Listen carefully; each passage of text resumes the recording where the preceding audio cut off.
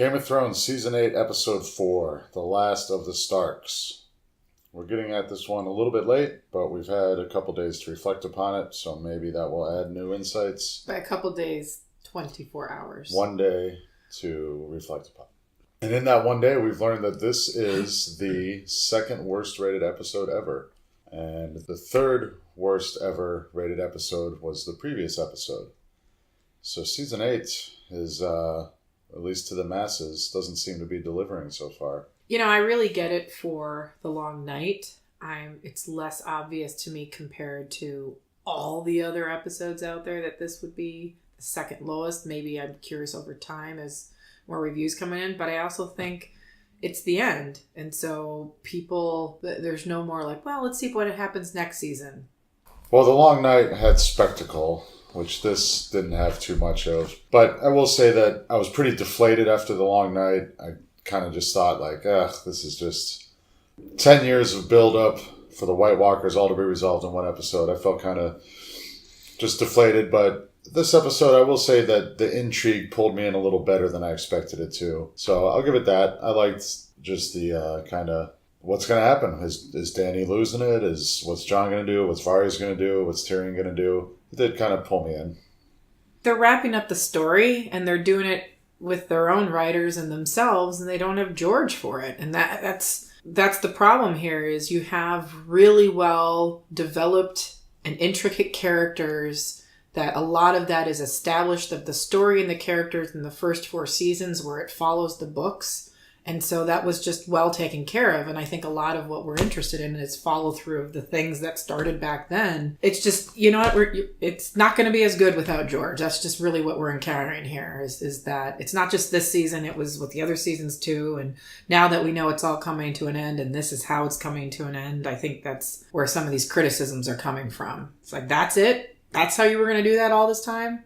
All right, but the episode picks up right where the last one left off. We got a giant funeral pyre.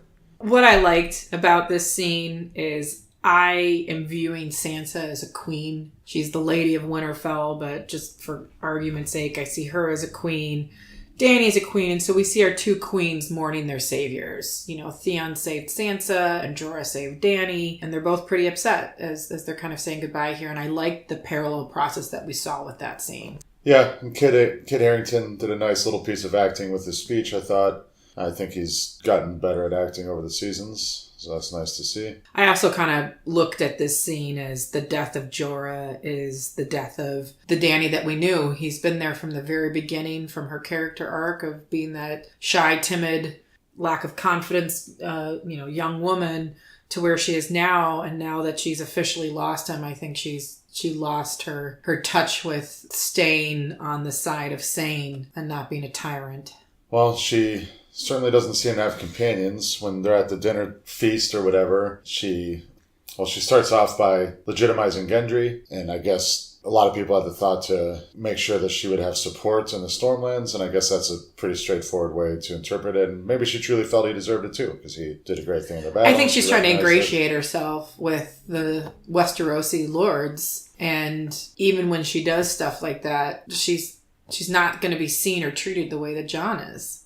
Well, yeah, they made that very clear. Jon is getting all the heroes welcome and everything. Even though Dany, I thought going into The Long Night that Dany might have some crazy moment where she leaves the battle or whatever, but she delivered, everything she could deliver in that episode, and she's still not getting the respect that maybe she deserves. I felt bad for her where she's hearing people praise Jon for riding a dragon, and she's the one who gave birth to, raised, and has been riding the dragons all this time.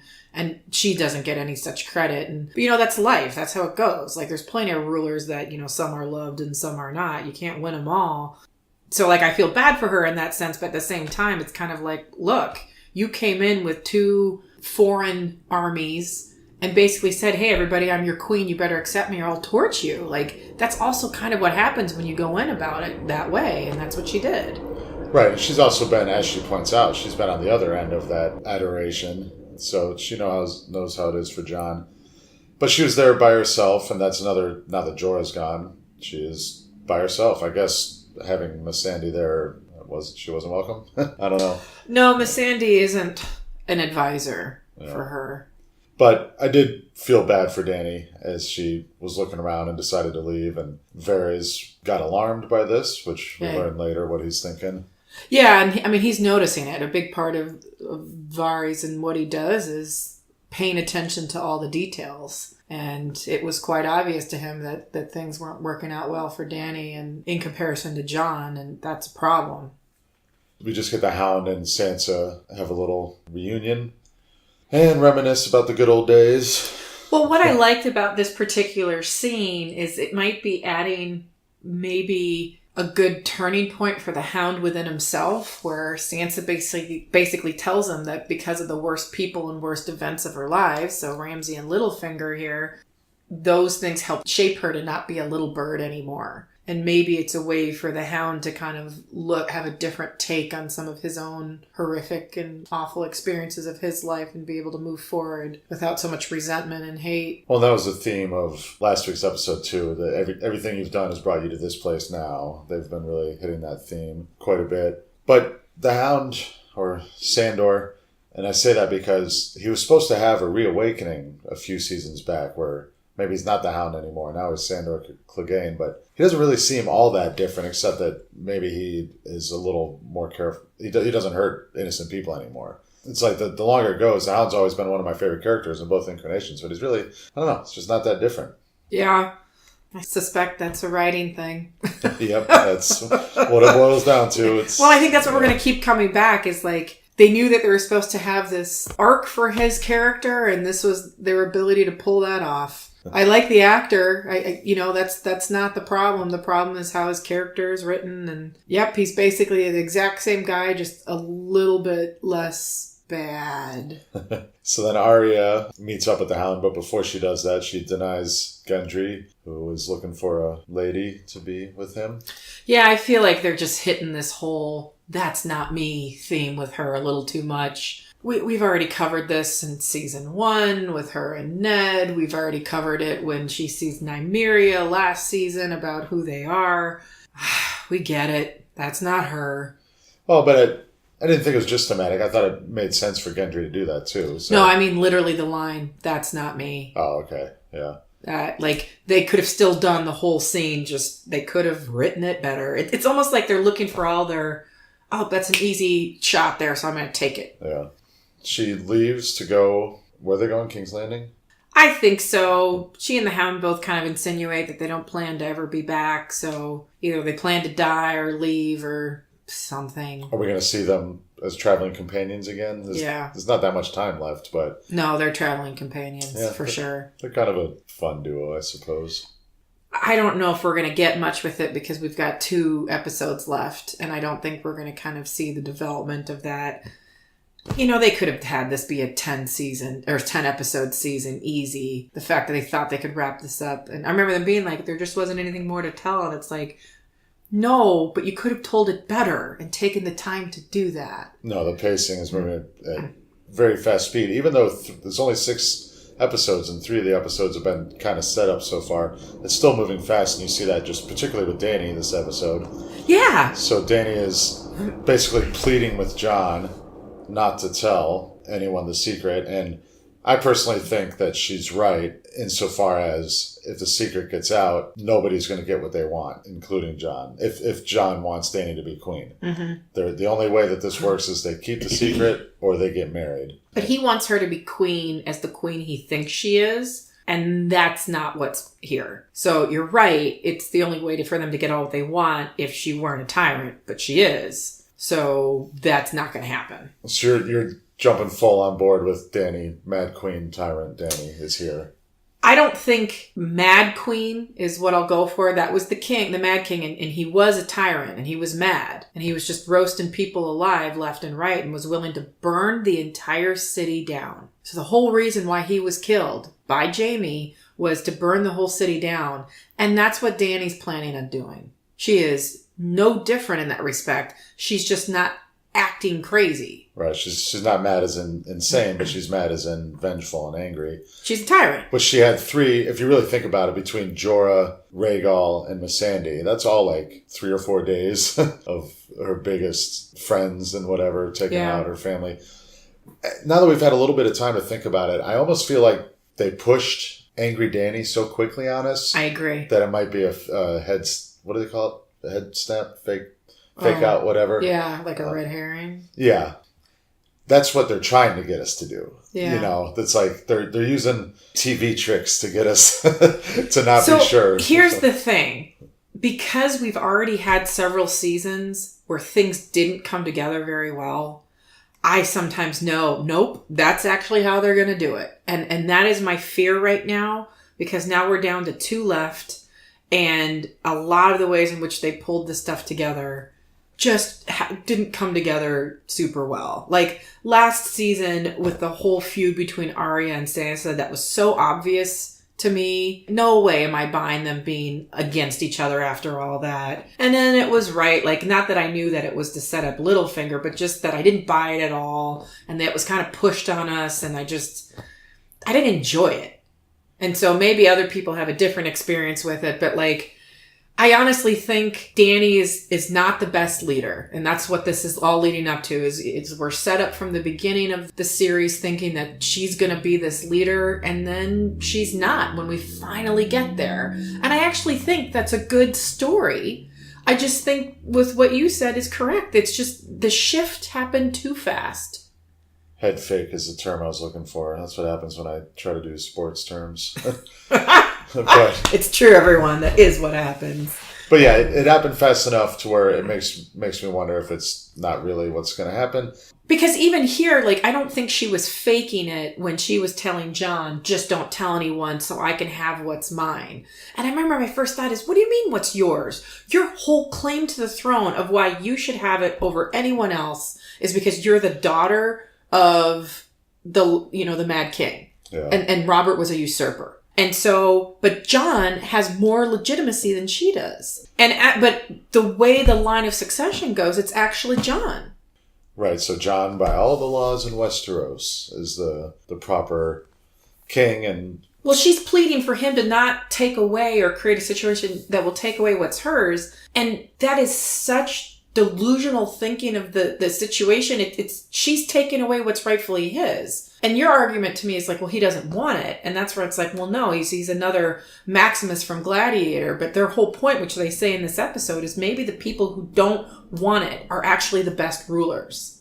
Right. Well, I think there's no doubt that Jon would be a better ruler than Dany at this point, if you've been watching. And if she really cares about what's best for the people, the way that Dany we've seen all this time, she would want that. So maybe she actually ends up seeing this and doesn't go full tyrant on us, and then she accepts that it's got to be Jon. But I don't respect at all what she's doing here. She is no different from everyone else that she's called a usurper, and she has no claim. And she has 2 dynamics going on. She has the potential claim as queen, which we know Jon has a better claim.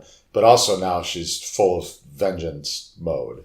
Or at least they're set up for that. Right, yeah. She hasn't actually done anything yet. Right. But so that will lead me to Varys. So Varys is reading the writing on the wall and saying she's about to do something bad. We got to turn on her. Well, and Sansa and Arya have not liked her from the beginning. And I think they've seen this as well. So it's not just the people close to her like Varys or Tyrion who both see it. Well, Tyrion maybe sees it. So he doesn't want to see it. I think he sees it. He doesn't want to see it. The people truly closest to her, Tyrion and I guess Jon at this point, don't see it. Right. Or at least don't want to admit it. But they haven't seen what she's done.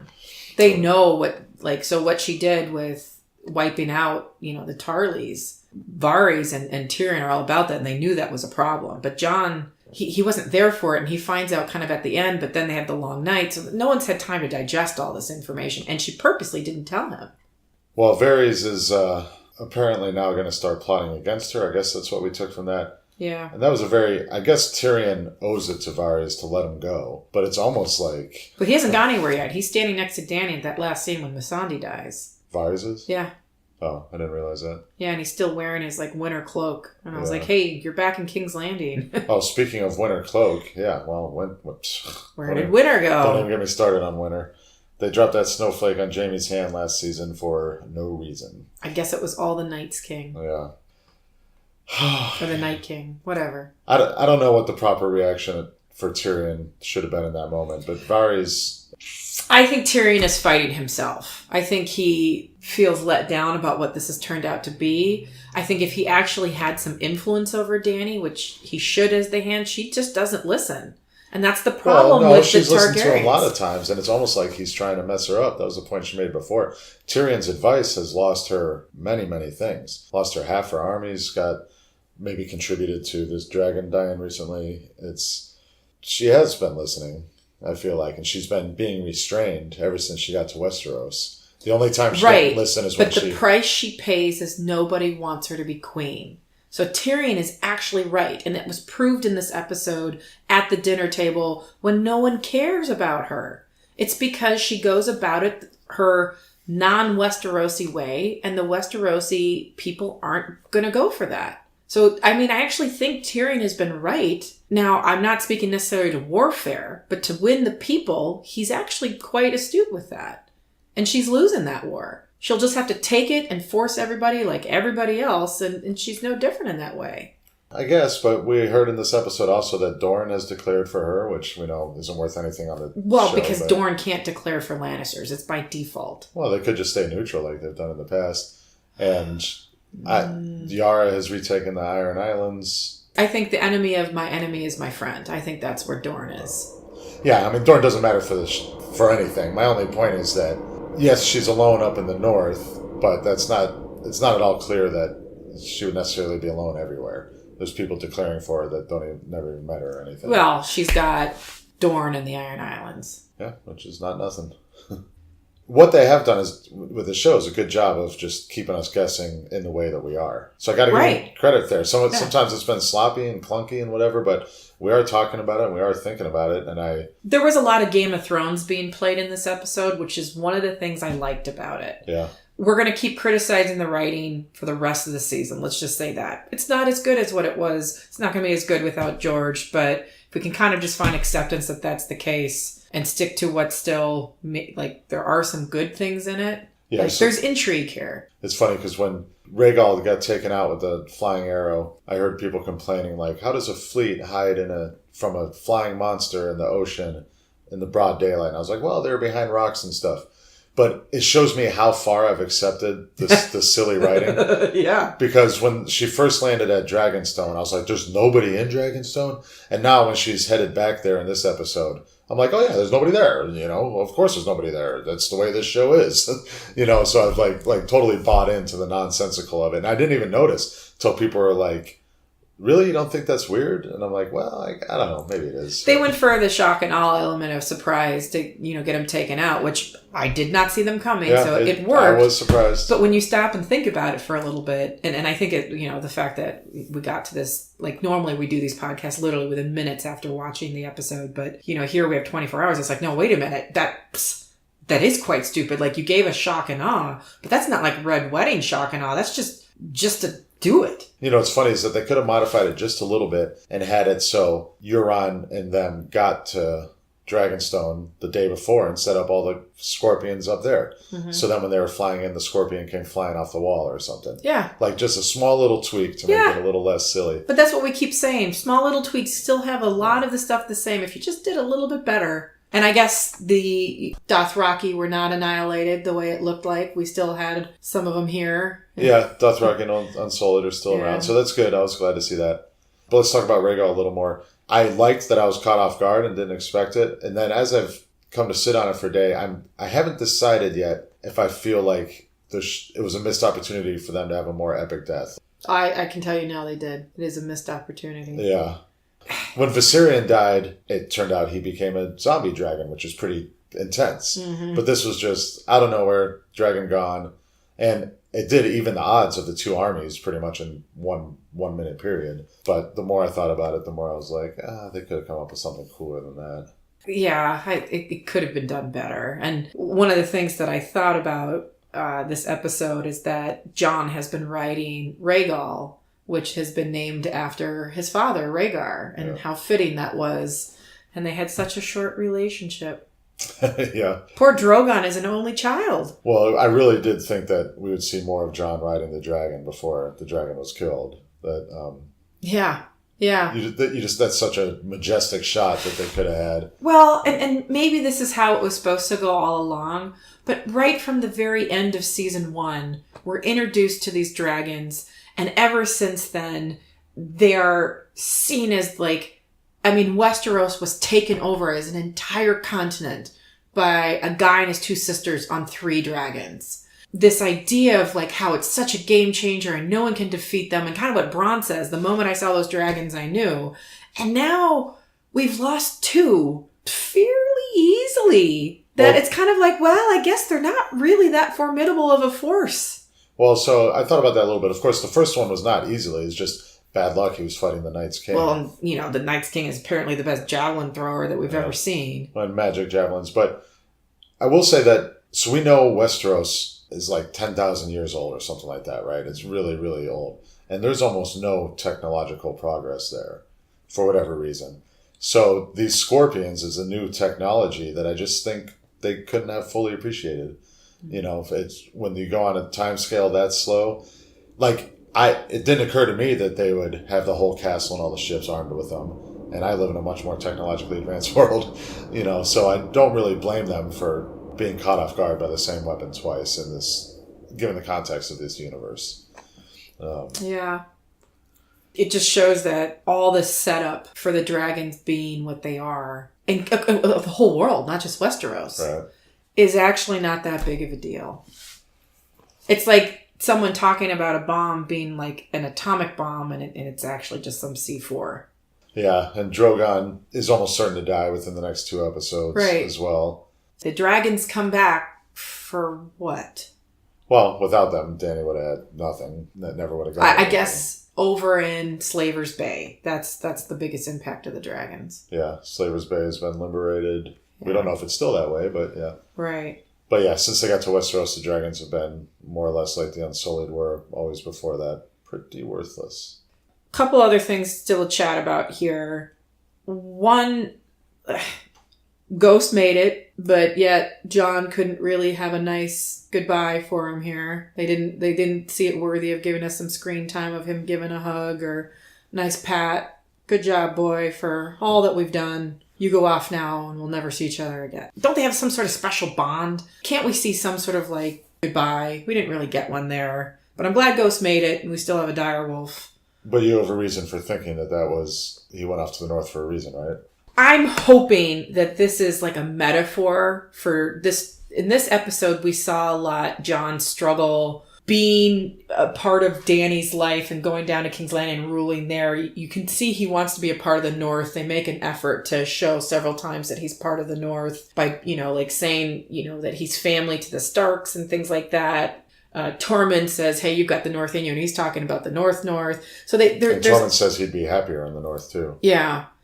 And I think he's right. I mean, like back in like the first episode, I think, or the first 2, when, Ned gets asked to be the Hand and stuff, he doesn't want to go be a Hand. He wants to stay in the North. And I think that is Jon. He's a Northerner. So I think we see this theme throughout the episode, and my hope of him sending Ghost, who's I take is like it's Jon's version of dragons. It's an extension of him, the way Dany's dragons are of her. And, it's him having this conflict and this struggle of like, I'm going against myself. I'm going to go south when I really should go north. And so my hope is whenever they conclude whatever they're going to do here for the series and he's down there, that he's going to return to the north. He's either going to return to Winterfell or he's going to help be a liaison up there. But either way, he's going to go be in the north. Yeah, I think. And then he'll be reunited with Ghost. I think there's a high probability the story will end with Jon being a wildling.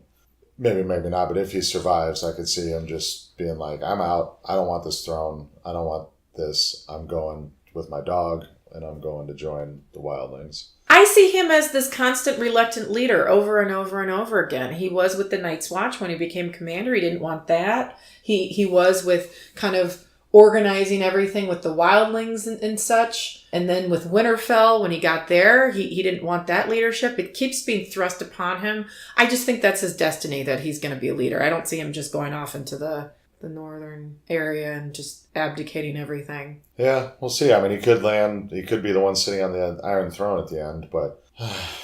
I really wish they could have shown us the reactions of Arya and Sansa when they find out that he is a Targaryen. I didn't mind that they cut away. I wanted to see that. That annoyed me. Yeah. They could have cut away right after that, being like... They've just already given us a couple scenes of people finding out. Both sisters swear to keep it a secret, but one does not. Which I'm not surprised. No. And I'm okay with it.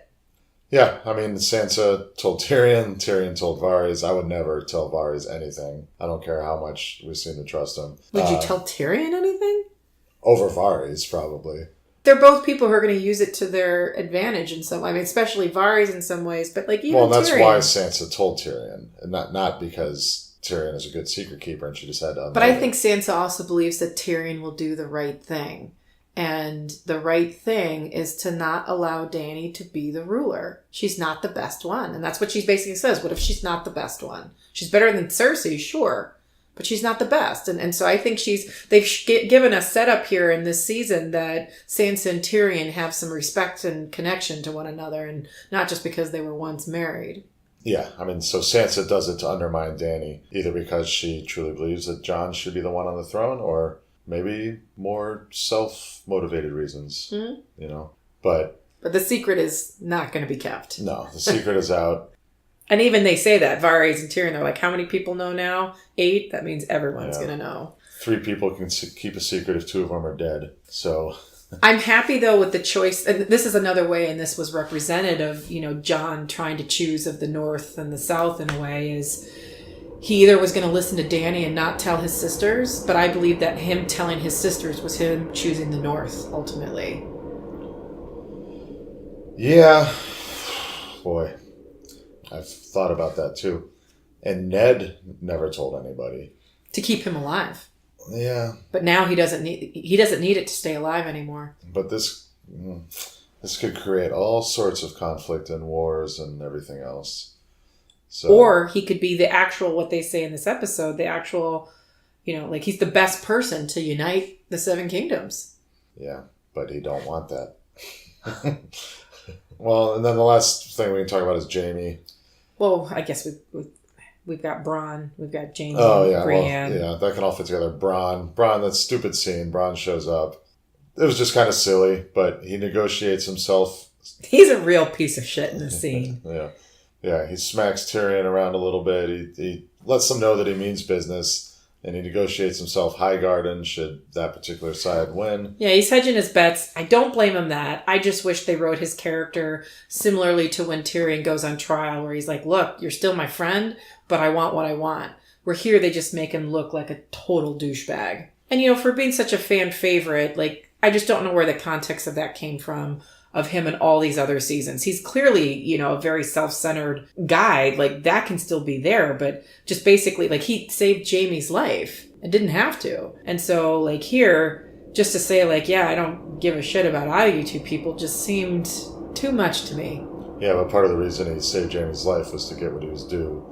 When we rewatched season 7, Bronn was complaining about money and how he's never been given what they promised him and stuff, something like that. Yeah, so but it's a wartime. They have to actually win at certain points for things to happen. Well, he says it with so much charm that you don't know if he was joking or not. We see now that he wasn't, but it comes off almost like he's just joking around. But anyways, I don't know. I mean, he's got zero loyalty. Yeah, it was kind of a silly scene. I mean, again, it's just kind of what we keep saying. If they just tweaked it a little bit, I would have liked it better. But okay, that ties us to talking about the Lannister boys, and we get the Jaime and Brienne. I saw a couple memes and tweets of women writing oh, I've dated that guy before. Yeah. And, I mean, a part of me, though, I believe that Jaime meant what he's been doing. I think he and Brienne have something here. They have taken it to a place of romantic love, which they haven't before. I mean, it's there, but from afar, where I think it's when he finds out of what happens, that a dragon was lost and Missandei and all that he realizes that they may not defeat Cersei, but he could. She won't kill him, or he thinks he's got a good shot that she won't. And so he's got to go down there and kill her. And there he's going to be the Valonqar and fulfill that prophecy Well, this show seems like it's trying to confuse you like it is with Danny. Like, is he going there to kill her or is he going there to be with her? And because apparently he has to be all vague and weird to Brienne, right? You know, we are supposed to not know. The safe money is that he's going to kill her, but I think as long as she's alive, there's going to be a part of him that's going to be drawn back to her and stuff. But like,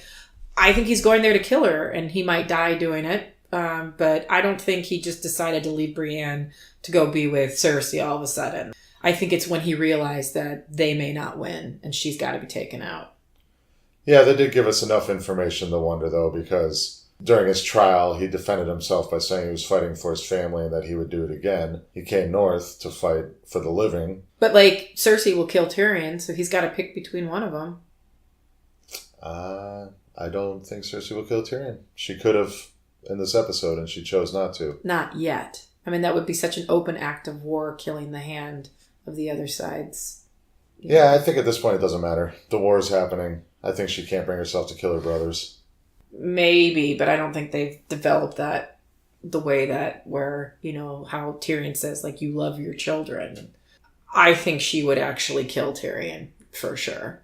Jaime, that I could maybe be less sure about, but Tyrion, yeah, she'd kill him.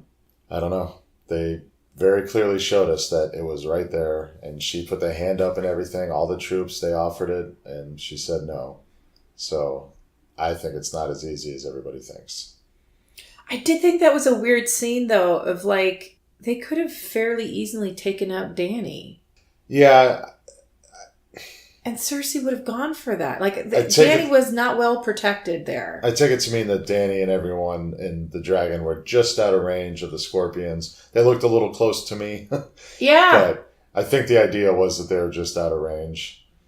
Okay, that's just stupid then, because, you know, poor Rhaegal was directly in range then. They must have been so close for all those harpoons to get him. And yet here they were just out, but they weren't that far away. Yeah, I mean, it did look really stupid having a square of people, 20 people or whatever, standing out in the middle of a field with the scorpions there and everything. It did look dumb.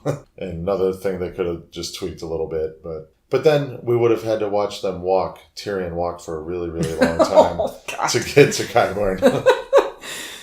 Yeah, I don't know. The other thing, too, I would have liked to have seen that Qyburn Tyrion meeting be a little more interesting. They're the two smartest people on the show, or Tyrion is supposed to be smart. And yeah, I don't know. You surrender, no. Okay. The moment that he said, either you surrender or Missandei dies, I was like, all right, well, Missandei's dying. Yeah. And, you know, now they should have just entitled this episode, How to Make Dany Go Bad. Well, yeah, like I said, she lost Jorah, Rhaegal, and Missandei all in can't be more than a week, a few days. But she was already going guns a-blazing where, you know, they're strategizing before they all disband in the north here. And Sansa's like, you got to let people recuperate. And she's like, no, we got to go and, you know. Yeah, that was right a mistake. Yeah, but it's because she's too trigger happy right now, and it's costing her problems. Well, but apparently it's causing her problems, and it's costing her a lot. Apparently, that's the thing, though.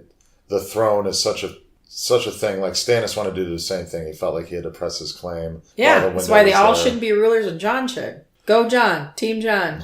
All right. Well, thanks for joining us. I did feel bad for Grey Worm. I felt bad for Grey Worm too. Yeah. I really hope these next two episodes are 99%ers on Rotten Tomatoes and not another 60 or 70%er. You know, there's a chance. We got Miguel Sapochnik, or whatever his name is, you know, who usually has pretty good episodes, and he's doing the next one. So yeah, he's same directing. director as The Long Night, The Battle of the Bastards, and Hard Home. The action will be good. Yeah. No question. The writing will be mediocre. The writing will be mediocre. But we will be entertained. All right, good night, everybody. And we forgot to say something. Go ahead. There is a scene where Davos is kind of talking about how if he ever saw Lady Melisandre again, he'd kill her. And so they do put out there this whole Lord of Light thing of like, oh, does he just disappear when, you know, he doesn't need anything anymore? And so they've introduced this whole concept that I think a lot of us as an audience is like, are you going to follow up on that and finish up more? And so, dear God, I hope so. At least the book reader portion of the audience. Is the Lord of Light a real God? Is it just mysterious magic? But they acknowledge it here. They actually have it, so... Yeah, and apparently it's going to be unexplained real magic. Well, we have 2 episodes left. Who knows? The night is dark and was full of terrors, but...